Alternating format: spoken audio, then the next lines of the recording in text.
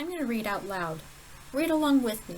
We're going to stop at any bold words that are our vocabulary words and talk about what they might mean and if there's any clues the author gives us about its meaning. The Great Age of Castles. Castles are magical places to those who have only read about them. The reality was different. Castles were homes to queens and kings, but they were not pleasant places to live. Their walls were massive blocks of stone and were 20 feet thick. Massive is a word that we're mostly familiar with, but the author does give you a context clue by talking about them being 20 feet thick. That shows just how big massive must mean for these blocks of stone. Living inside stone walls must have felt like living in a cave. Castle rooms were clammy. In the winter, icy drafts blew through narrow, glassless windows. Backing up to clammy, they're likening it to a cave, and the walls must have felt like that, with icy drafts blowing through it, very narrow. So clammy gives you an idea that this wasn't a nice place to be, and if you think of the inside of a cave wall, it's kind of wet and cold at the same time. This is what we're talking about with clammy. Moving on. In the summer heat, the stench from animals kept inside the castle and from people's unwashed bodies was overpowering. If you didn't know what stench was before, you probably do now, because you probably smelled like what an animal smells like when they've been caged or kept inside, and we've definitely smelled people's unwashed bodies. And the fact that it was overpowering means it was incredibly stinky. Worse than you can imagine. Moving on. Fragrant herbs masked smells.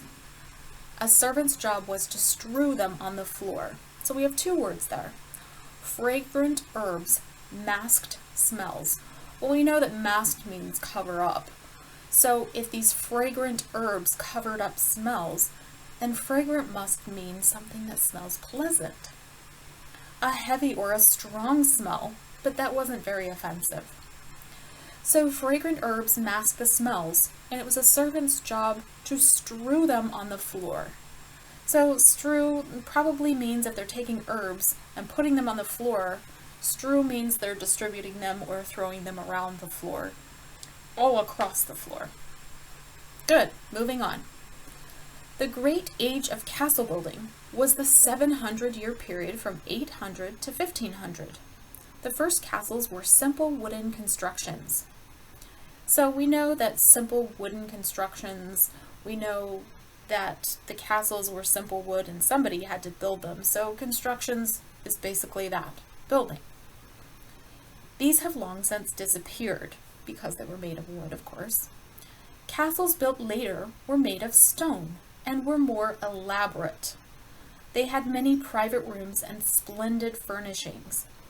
So if you didn't already know what elaborate was, if they were made of stone rather than wood, and they had private rooms and splendid furnishings, then we know elaborate must mean fancy, or more decorated, or bigger, or just more.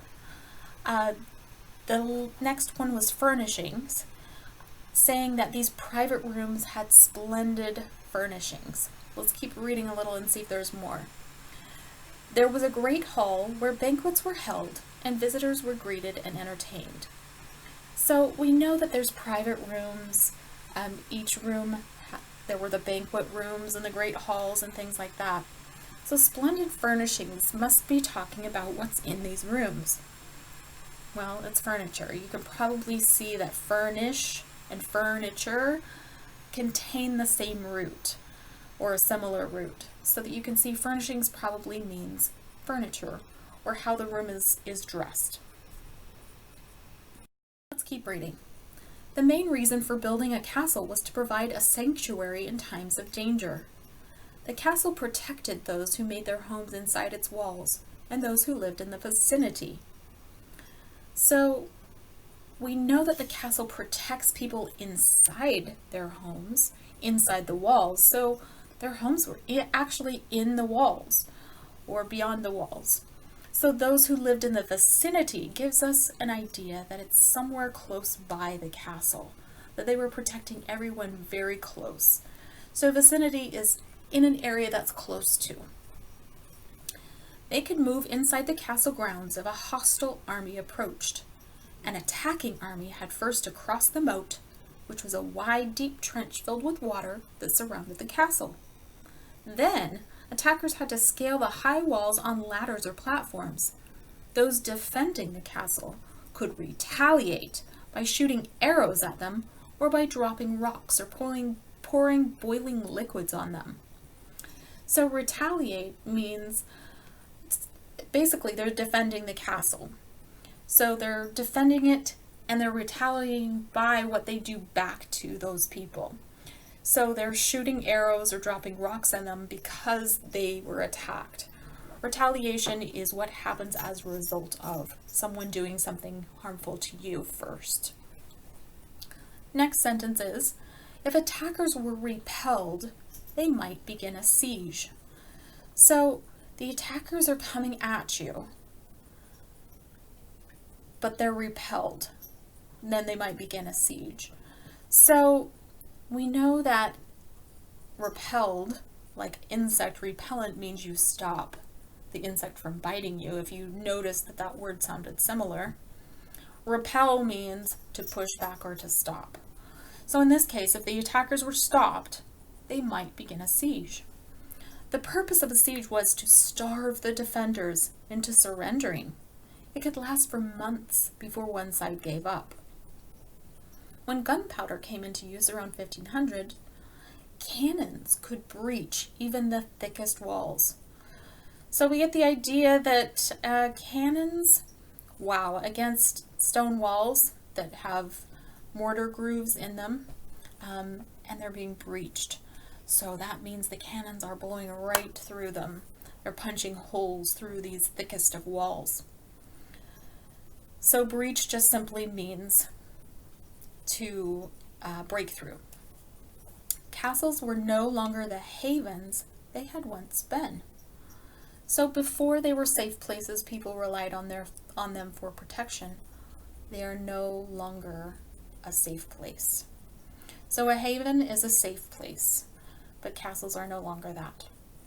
Many were abandoned and fell into ruin, but a number are still standing.